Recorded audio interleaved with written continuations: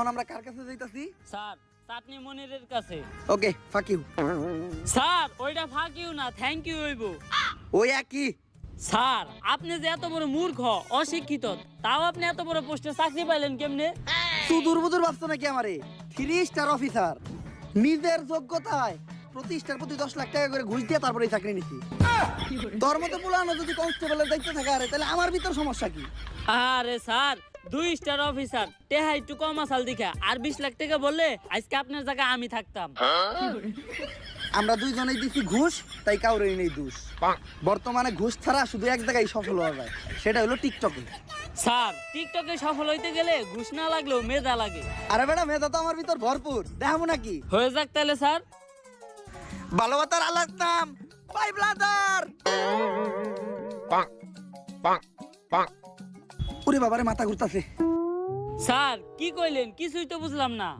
বুঝি তো আমিও নাই, কর থেকে কইছি। আচ্ছা যেহেতু বুঝোস নাই, তুই যে কোনো একটা টপিক কর, ওই টপিকের উপর আমি সাকিব খানের মতো অ্যাক্টিং করে দেখাইতাছি। আচ্ছা স্যার ধরেন আপনি আপনার নানির কাছে আচার খাওয়ার লিগে 5 টাকা চাইছেন, আপনার নানির কাছে টাকা আছে, তা আপনি টাকা দেয় নাই, আপনি এখন কি করবেন? তখন আমি আমার 2 চোহে ছ্যাপ দিমু আর এই টিকটকটা বানামু। আহা নানি, নানি কত সুন্দর অভিনয় করে রে, অভিনয়ের জন্য আমার নানি সেরা রে। কি হইছে না পুরা সাকিব খানের মতো? আরে স্যার কনে সাত আর কনে পাত। তোর মতো কনস্টেবল থাকার থেকে 1 কোটি টাকা ঋণ থাকা ভালো।